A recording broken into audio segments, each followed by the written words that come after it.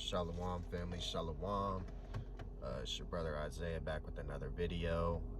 First and foremost, want to give all praises, honor, and glory to Yahweh, Ba'ashem, Mashiach, Yahushua, Barakateh Yahweh, Barakateh Yahushua, Barakateh Yahweh, Barakateh Yahushua, Barakateh Yahweh, Barakateh Yahushua, Barakateh Yahweh, Barakateh Yahushua, Barakateh Yahweh, Barakateh Yahushua, Barakateh Yahweh, Barakateh Yahushua, Barakateh Yahweh, Barakateh Yahweh, Ba'ashem, Mashiach, Yahushua, Ba'ashem, Makakwadash.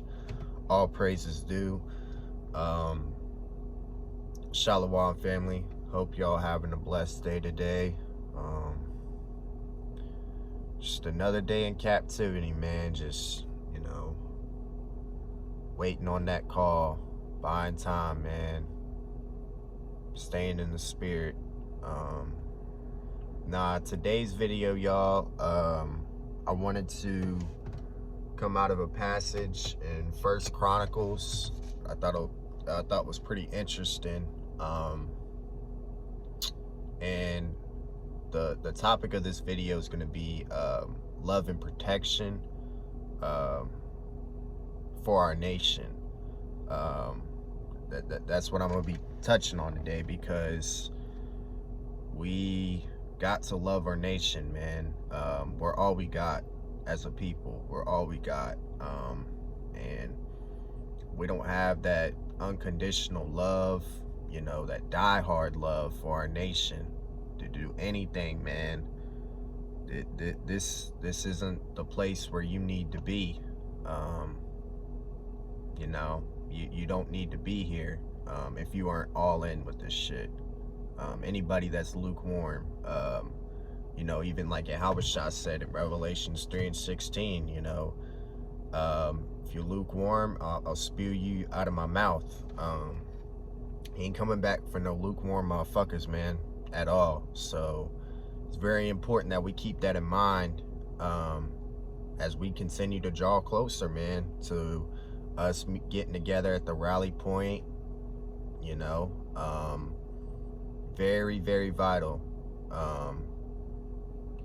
Because if all you have on your mind is about the title dropping, the wealth, and you don't have the love for the nation, man, then it's gonna show, and Most High will get you up out of here, man.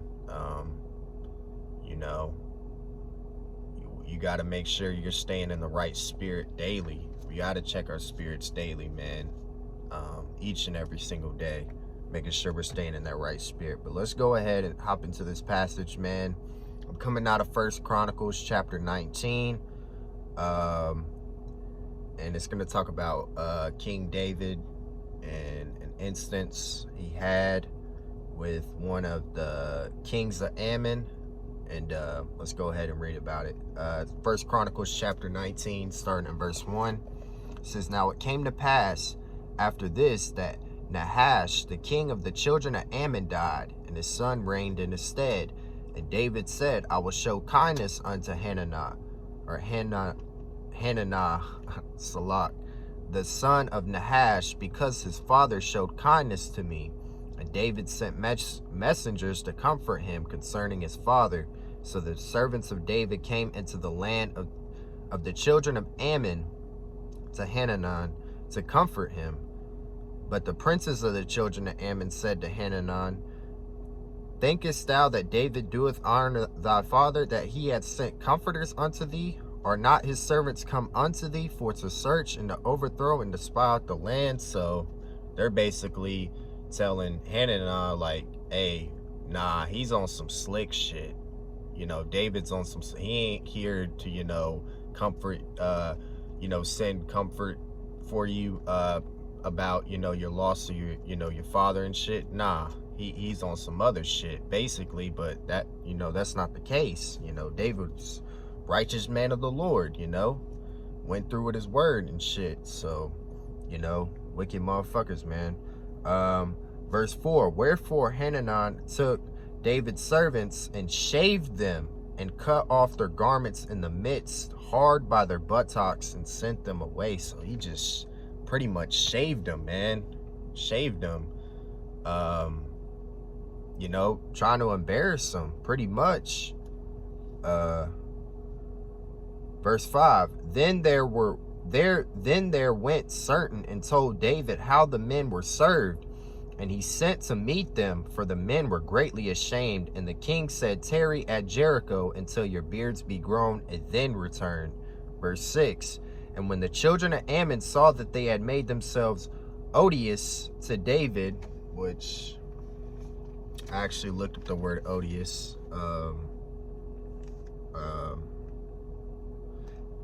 off of Etam Online. I just wrote the definition down since I'm using my phone to record. I can't, just pop it up. I'll have to write it down, y'all. Odious, Etam Online said, hateful, deserving of hatred, hated, regarded with aversion or repugnance. So, just being hateful, pretty much. That's all it's saying right there.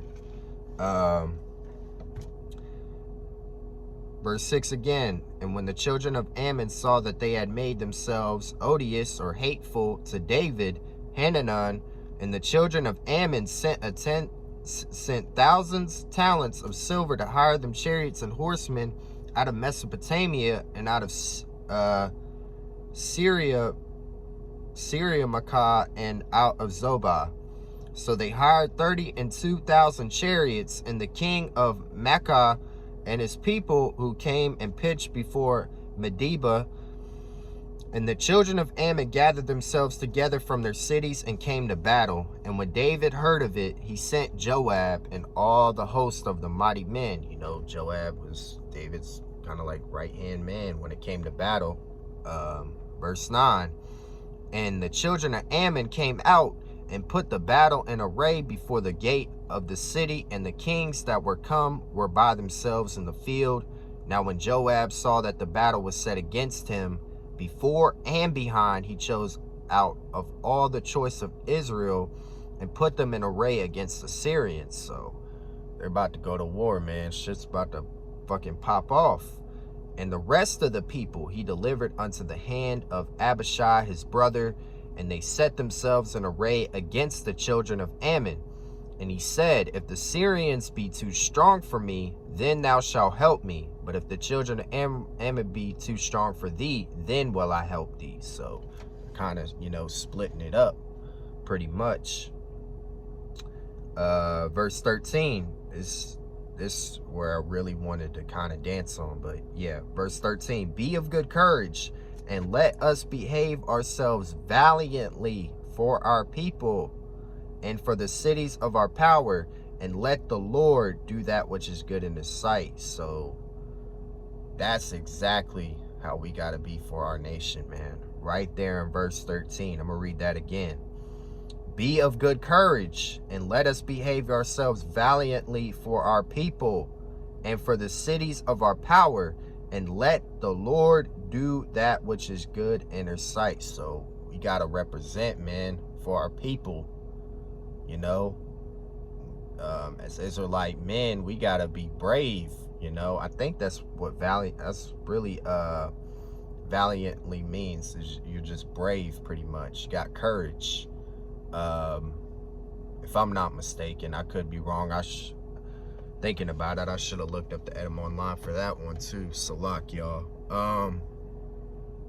Nah, man, that's exactly right there. Just in that scripture alone, man, just really goes to show you that's exactly how we got to conduct ourselves as men of the Lord, especially with protecting our nation for eternity.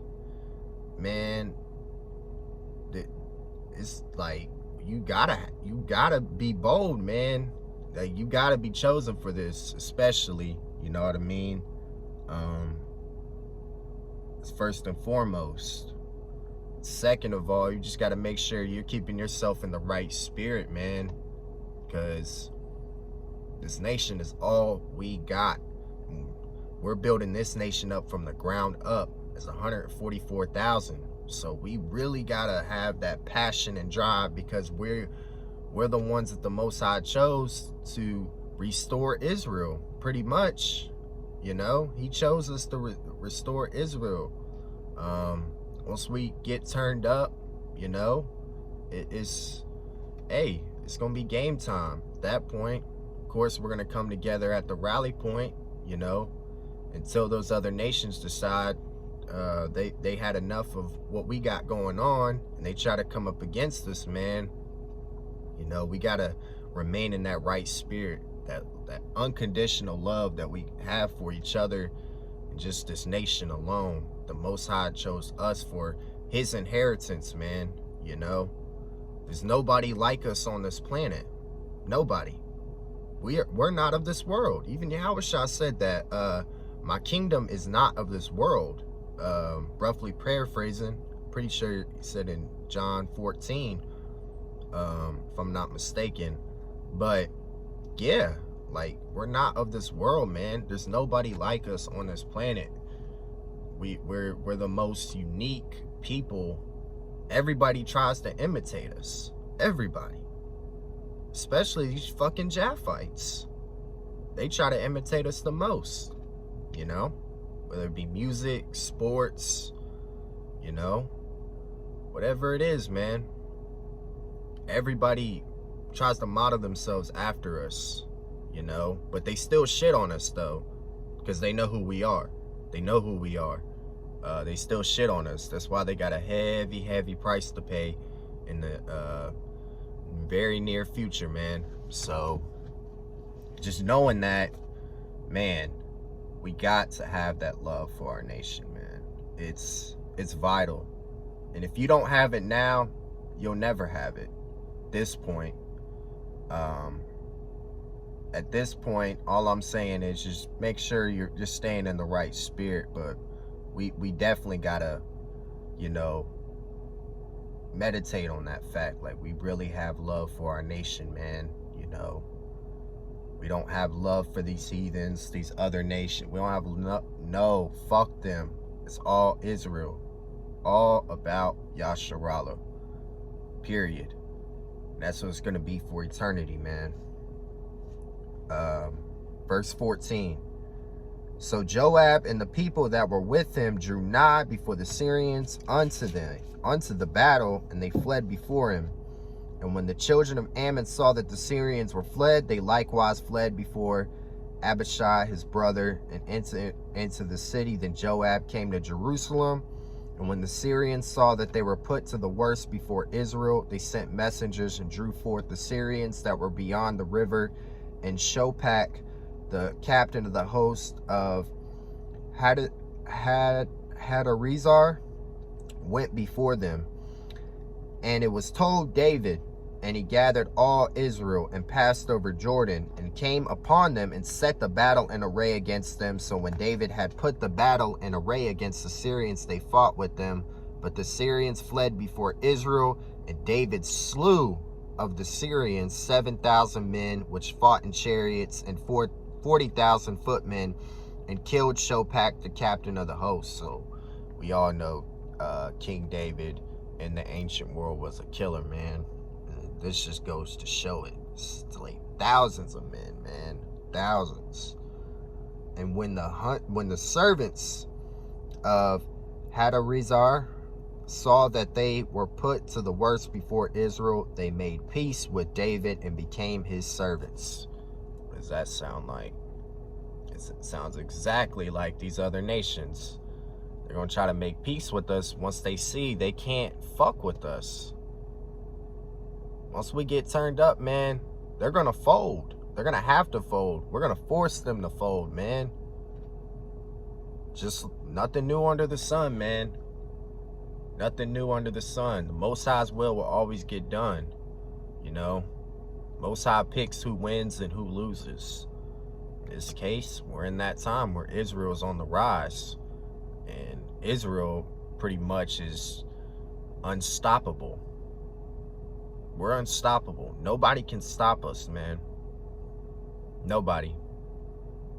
Nobody at this point. Nobody's going to be able to stop us.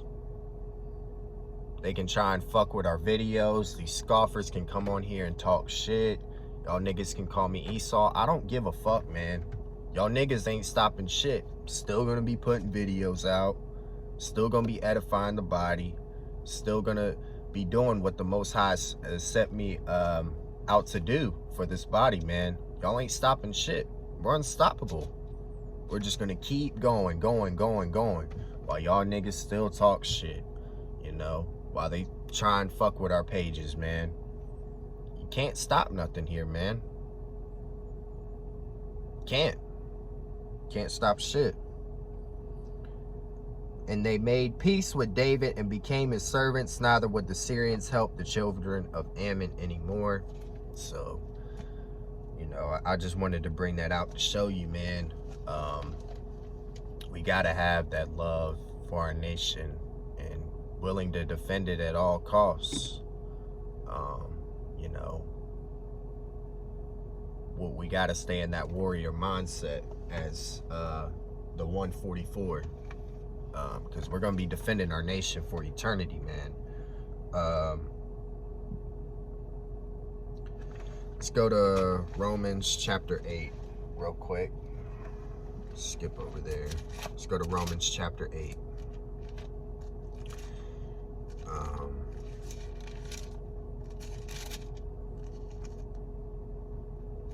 Just to go to show you that the love the Most High has for us, you know, we gotta transfer that over, you know, towards our nation, man. Because there's nothing that he won't do for us, man. Nothing. And I'm gonna go to Romans chapter 8, starting at verse 31. What shall we say? What shall we then say to these things? If the power be for us, who can be against us? He that spared not his own son, but delivered him up for us all, how shall he not with him also freely give us all things? Who shall lay anything to the charge of the power's elect? It is the power that justifieth. Who is he that condemneth?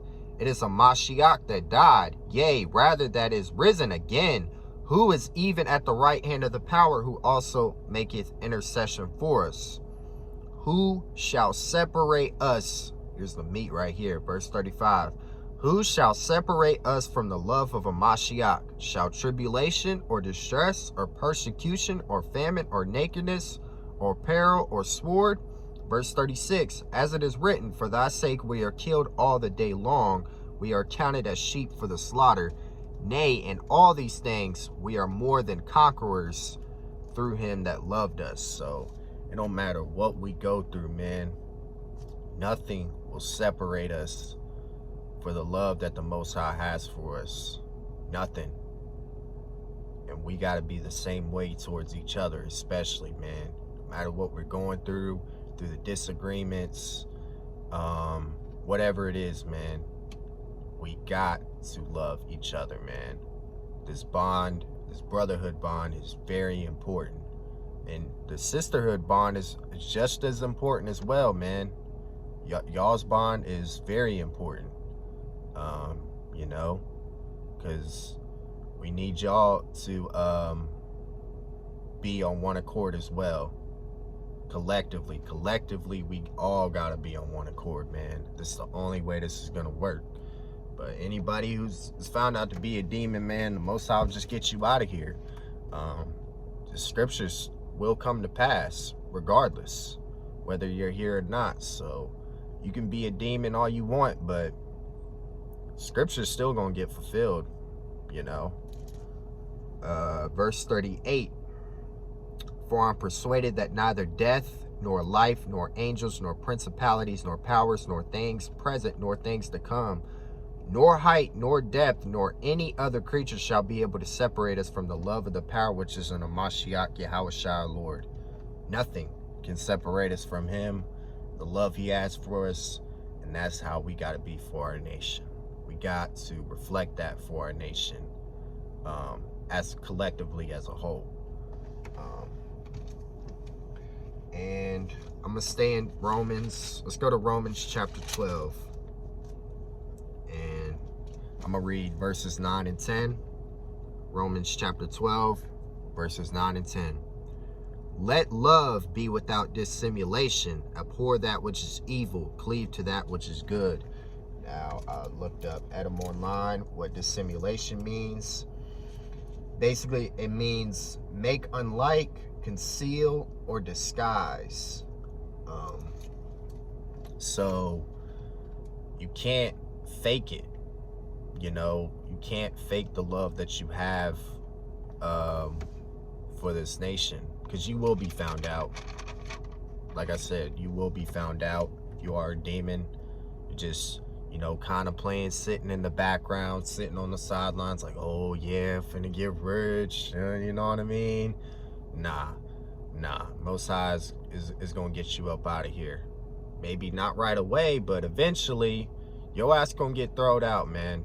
Period. Everybody that's serious, who wants to be here, who wants to build this nation, man, that's who the Most High is going to keep in this body.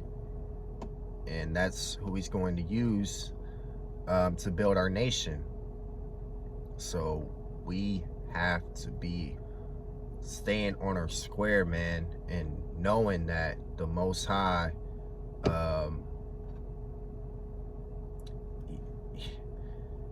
we've been away from our power for so long, and now that he's returned unto us,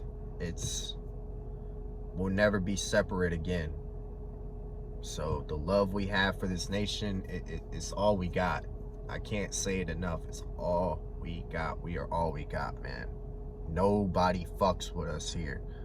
We are in the midst of our enemies daily in the midst of our enemies. You know, so we're all we got, man, and we gotta constantly be building our relationships up with one another, talking to Ox, even Aqua too, you know, building that relationship with them, building that unbreakable bond that the Most High wants us to have by the time he returns, because he said he's returning to a church without spot or wrinkle. That's that unbreakable bond. When he comes back, he's going to see that, you know. So we gotta build on that now. It all starts now. Everything that you do echoes throughout eternity, just like Brother Matt has stated before. Everything that you do now echoes throughout eternity. Everything's being recorded by the Most High that we do, the works that we put in, everything. So we know we got a reward coming, but there's still work to do. So till that reward comes, we will continue to put in that work for the Most High. And then verse 10, be kindly affectionate one to another with brotherly love and honor, preferring one another. So got to have that brotherly love. This brotherhood bond is the utmost importance, man. Utmost importance. But get a couple more precepts, then I'm gonna close out, y'all. Let's go to Isaiah chapter 1.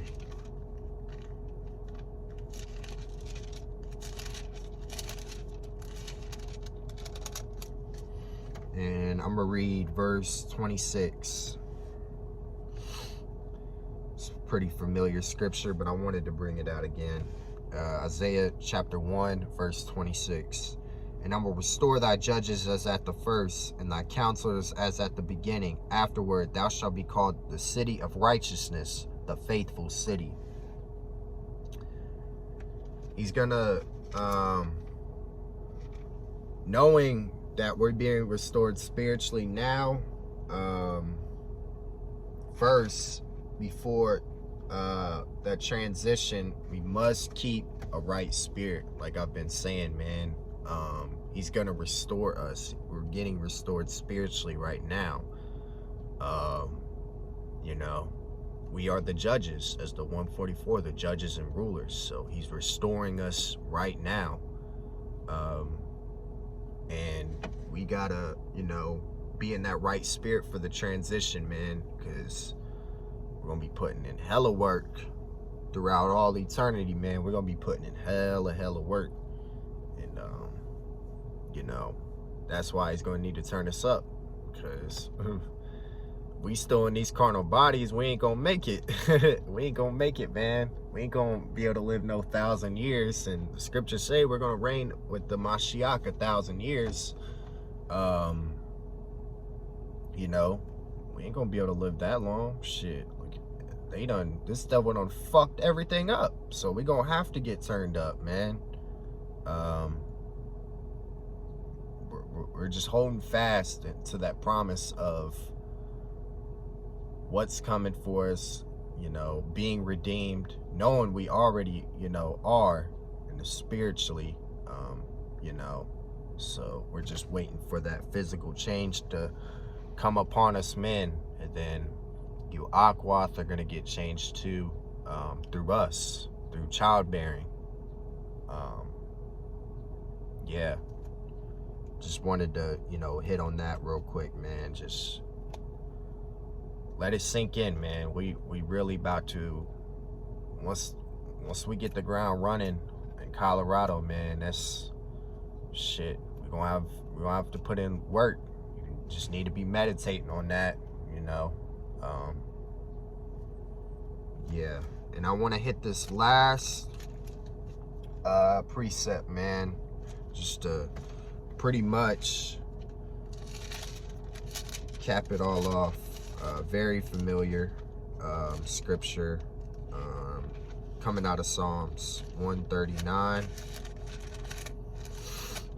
and I'm gonna read verses 21 through the end of the passage. Psalms 139, starting at verse 21. Do not I hate them, O Lord, that hate thee, and am not I grieved with those that rise up against thee? I hate them with a perfect hatred. I count them mine enemies. Search me, O power, and know my heart. Try me and know my thoughts, and see if there be any wicked way in me, and lead me in the way everlasting.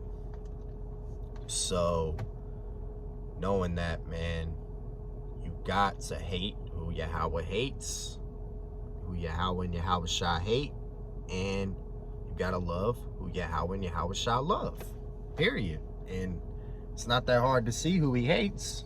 He hates everybody that's not Israel. Everybody that's not Israel. That's how you stay in the right spirit. You have that cold spirit toward these heathens and these 2/3, because they rejected Yahweh Shai. They're his enemies too. Until they get raised up properly in their, you know, in the next life, or maybe a couple more. I don't know. I don't know how long it's going to, you know, take a 2/3 to actually get it. But all we know is they're going to get fucked up, man. You know, Brother Matt did a whole series on that with the 2/3 dark zone, man. They're going to get fucked up bad, you know. So even though they're Israel by, you know, nation, spiritually they're fucked. They got a wicked spirit on them, and they rebel against the Most High. Especially a lot of these wicked women out here. Not saying it's just the women that are wicked, but for the most part, it is the women that are wicked, man. You gotta think there's more women than men in, you know, the entire planet. So, you know, a lot of our women fall under that 2/3 category for Israel, man. So, you know, gotta have that cold spirit as well. That's very important. But Lord willing, you guys were edified, man. Almost at the 30-minute mark. So Lord willing, you guys were edified. Y'all will be seeing me again this week. I do have another video. Probably not today, but tomorrow I should have another video out for y'all. So yeah, Lord willing, you guys were edified. Just want to end it off by giving all praises, honor, and glory to Yahweh, Ba'Shem, Hamashiach, Yahweh Shai. All praises due. Y'all have a blessed day, family. Prepare for the transition. It's coming soon. Shalom. Love y'all.